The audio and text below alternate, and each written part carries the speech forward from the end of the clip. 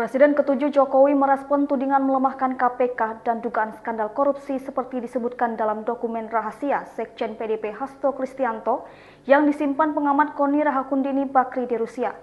Terkait video viral keterangan Hasto Kristianto tentang pelemahan KPK, Jokowi membantah dan mengungkap kronologinya secara runut.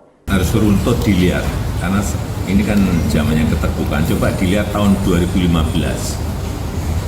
Ada inisiatif dari DPR untuk memasukkan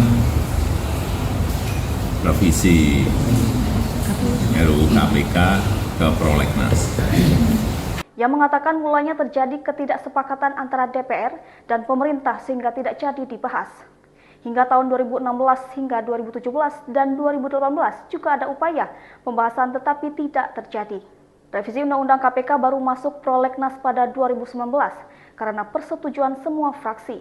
Sampai pada akhirnya dibahas dan digodok di rapat paripurna yang semuanya atas inisiatif DPR. Sementara terkait surat Presiden kepada DPR untuk pembahasan revisi Undang-Undang KPK dikatakan Jokowi karena semua fraksi di DPR menyetujui.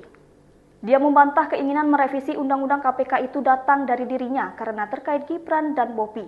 Bahkan setelah diundangkan, dia tak menandatangani revisi Undang-Undang KPK yang disahkan DPR. Sementara sebelumnya menanggapi dokumen rahasia dan tudingan KONI, Jokowi mengatakan mempersilahkan dokumen dibuka. Hasto juga menuding Jokowi berada di balik revisi Undang-Undang KPK pelemahan KPK. Seiring majunya Gibran Rakabuming Raka menjadi wali kota Solo dan Bobi Nasution menjadi wali kota Medan. Download Tribun X sekarang, menghadirkan lokal menjadi Indonesia.